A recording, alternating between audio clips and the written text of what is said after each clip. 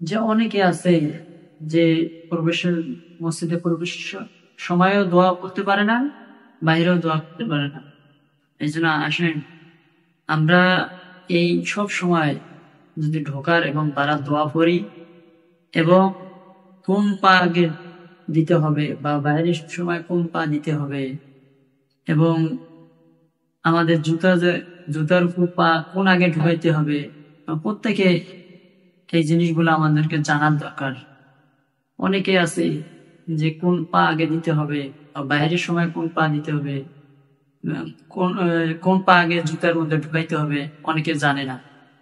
এই জন্য আমরা যখন প্রত্যেকে প্রবেশের সময়, মসজিদে প্রবেশের সময় দোয়া করতে হবে, বাড়ার সময় দোয়া করতে হবে। যে এই দোয়াগুলো আমাদেরকে বিশেষ করে মসজিদে এবং বাইরে সময় দোয়া করার দরকার। যে বলাইতেছে এই আল্লাহ রাসূলের এই দোয়াগুলো সুন্নাত। আল্লাহ রাসূল সব সময় মসজিদে প্রবেশের সময় দোয়া করতেন যে আল্লাহুম্মা আফতাহ লি আবওয়াবা রাহমাতিক, এবং বাড়ার সময় দোয়া করতেন আল্লাহুম্মা ইন্নী আসআলুকা মিন ফাদলিক। যে এই দোয়াগুলো সব সময় উনি আমল করতেন। এজন্য উনি শিখাই দিয়েছেন যে আমি যেভাবে ঢোকার এবং বাড়ার দোয়াগুলো করি, আমার উম্মতের জন্য মসজিদে প্রবেশের সময় এই দোয়াগুলো পড়ে এবং আমল করে।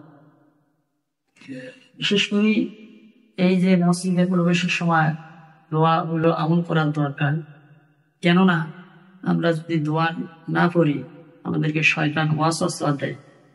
এই জন্য বলাইতেছে যে আমি যে আলোচনাগুলো করলাম, এই আলোচনাগুলো যদি আপনাদেরকে ভালো লাগে সকলে শেয়ার করবেন, এবং আপনারা সকলে আমার জন্য দোয়া করবেন।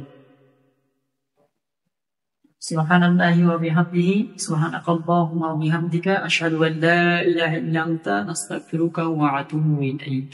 আসসালামু আলাইকুম ওয়া রাহমাতুল্লাহ।